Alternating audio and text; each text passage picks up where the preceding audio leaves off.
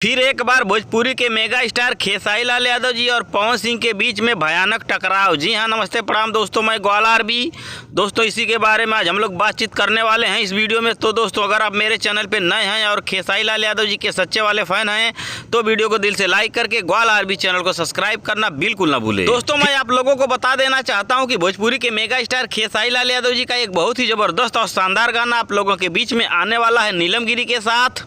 बताया अभी जा रहा है कि खेसारी लाल यादव जी और नीलम गिरी का यह गाना बहुत ही जबरदस्त और बवाल गाना होने वाला है, जो कि ये भी गाना भोजपुरी दर्शकों को काफी ज्यादा पसंद भी आने वाला है। और कल नीलम गिरी अपने सोशल मीडिया आईडी के माध्यम से 2 फोटो शेयर की हैं, जैसा कि आप लोग स्क्रीन में देख सकते हैं। भोजपुरी के हिट मशीन खेसारी लाल यादव जी और नीलम गिरी दोनों लोग एक साथ में हैं। यही वाला गाना आप लोगों के बीच में आने वाला है मानस रिकॉर्ड भोजपुरी के यूट्यूब चैनल से। और आज भोजपुरी के हिट मशीन खेसारी लाल यादव जी और नीलम गिरी के इस गाने के पोस्टर को आप लोगों के बीच में रिलीज भी किया जा सकता है और पोस्टर के माध्यम से गाने का नाम, रिलीज डेट, टाइम सब कुछ बताया भी जा सकता है। हाँ तो दोस्तों आज आप लोग इंतजार करिए, खेसारी लाल यादव जी और नीलम गिरी के गाने का पोस्टर आप लोगों के बीच में आ सकता है।